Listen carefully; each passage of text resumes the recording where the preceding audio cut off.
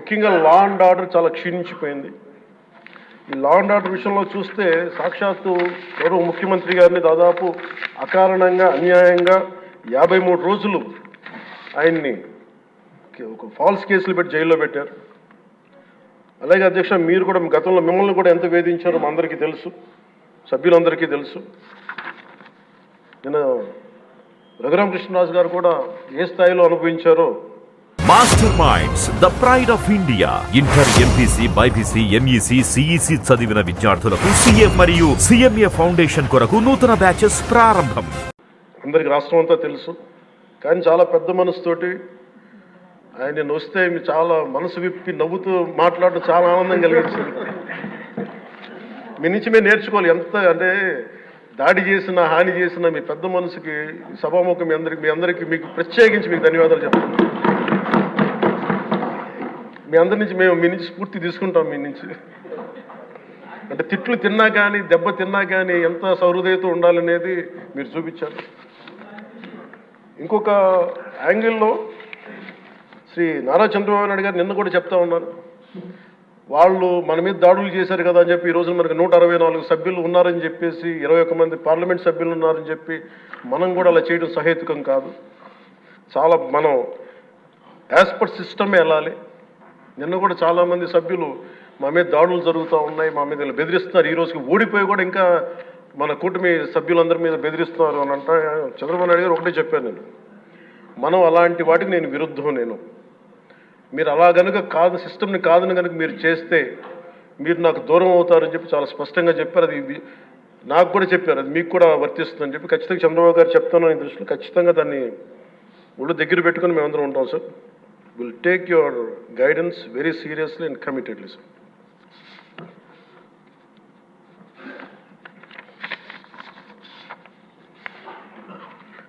అలాగే కేంద్ర నాయకత్వం నిన్న ఈరోజు ఇందాక న్యూస్లో చూసిన అధ్యక్ష, 15,000 కోట్ల రూపాయలు మన ఏ అమరావతి లేకుండా ఈరోజు వరకు ఇబ్బంది పడతాను, అలాంటి అమరావతికి కేంద్ర మంత్రి మన నాయకులు గౌరవ ప్రధానమంత్రి శ్రీ నరేంద్ర మోదీ గారు బడ్జెట్లో ఈ రోజున 15,000 కోట్ల రూపాయలు అమరావతి కోసం రిలీజ్ చేసినందుకు సహృదయంతో మనస్ఫూర్తిగా కూటమి తరపున మా అందరి తరపున కూడా వారికి ధన్యవాదాలు తెలియజేస్తున్నాం అధ్యక్ష.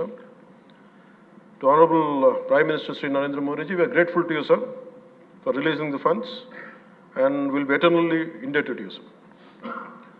అలాగే భవిష్యత్తులో అధ్యక్ష చంద్రబాబు గారు కూడా చాలా స్పష్టంగా చెప్పారు నిన్న, ప్రభుత్వంలో భాగస్వామ్యంలో ఉన్న కార్యకర్తలు కానీ, మా సహచర ఎమ్మెల్యేలు కానీ, మీరు వ్యక్తిగతంగా ఏ తప్పులు చేసినా అది ప్రభుత్వం మీద పడుతుంది, అలాంటి తప్పులు జరగకుండా చూసుకోండి.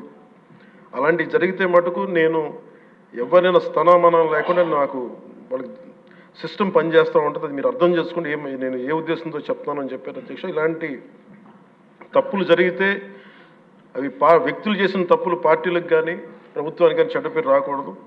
దాన్ని ఎలా హ్యాండిల్ చేసుకోవాలో జనసేన పార్టీ తరపు నుంచి నేను మా వాళ్ళందరికీ కూడా ఒకటే తెలియజేశాను, మీరు వ్యక్తిగతంగా కనుక ఏదన్నా చేసి అది కూటమి ప్రభుత్వానికి ఇబ్బంది కలిగితే నేను వారిని వదులుకోవడానికి సిద్ధంగా ఉన్నానని చెప్పి చాలా స్పష్టంగా తెలియజేశాను అధ్యక్ష. అది మీరు ఇసుక విధానాల్లో కానీ, మైనింగ్ విధానాల్లో కానీ ఏ రకంగానా సరే గత ప్రభుత్వం చేసింది కదా మేము కూడా చేస్తామని ఎవరన్నా నాకు జనసేన పార్టీ తరఫు నుంచి ఎవరన్నా సరే ఉంటే వారిని నియంత్రించే బాధ్యత, వారిని సరిచేసే బాధ్యత మేము తీసుకుంటాం. అలాగే చట్టపరమైన తప్పు జరిగితే చట్టపరంగా ఎలాంటి చర్యలు తీసుకోవాలో అది మాకు కూడా అప్లై చేయండి, నాతో సహా. మేము తప్పు చేస్తే నాతో సహా ఆ చట్టాలు నాకు కూడా అప్లై చేయండి. ఎవరు దీనికి అతీతులు కాదు. దీనికి ముఖ్యంగా ఈ 5 సంవత్సరాల కాలం ఇది హాలిడే కాదు ఎవరికి. మన ముఖ్యమంత్రి గారు కూడా చెప్తా ఉన్నారు,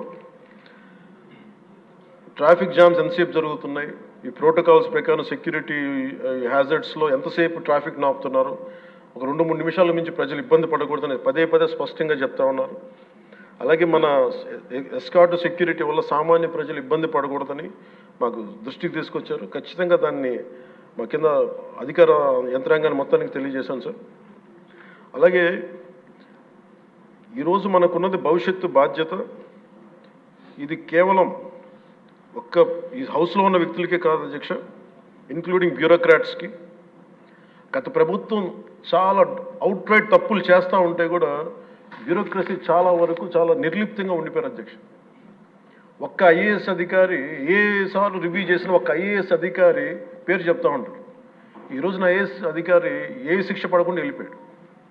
ఇలాంటి పరిస్థితులు జరుగుతూ ఉన్నాయి. So bureaucracy also has to take responsibility.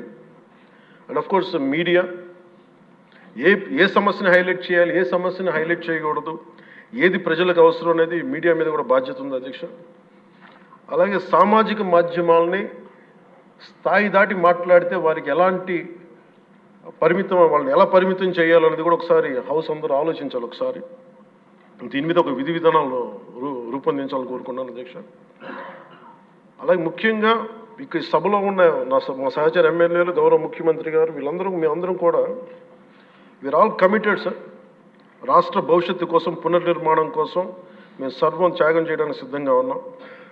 తప్పులు జరిగితే వ్యక్తులు తప్పులు అవుతాయి కానీ పార్టీలు తప్పులు అవ్వవు. సుమన్ టీవీలో మీ పర్సనల్ అండ్ బిజినెస్ ప్రమోషన్స్ కోసం కింది నెంబర్కి కాంటాక్ట్ చేయండి.